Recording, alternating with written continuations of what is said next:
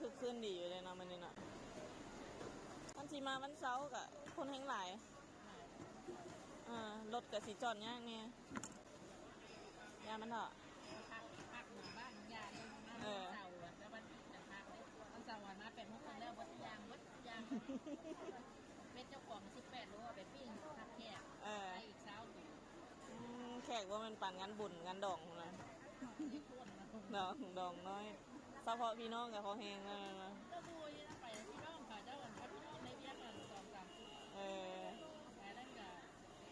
มาไปมาช่วยแล้วพวกนี้จะว่าพ่อนี่มาได้ไปนี่ไปมาอีกต่อราคาเพราะกันแล้วนะอ๋อมี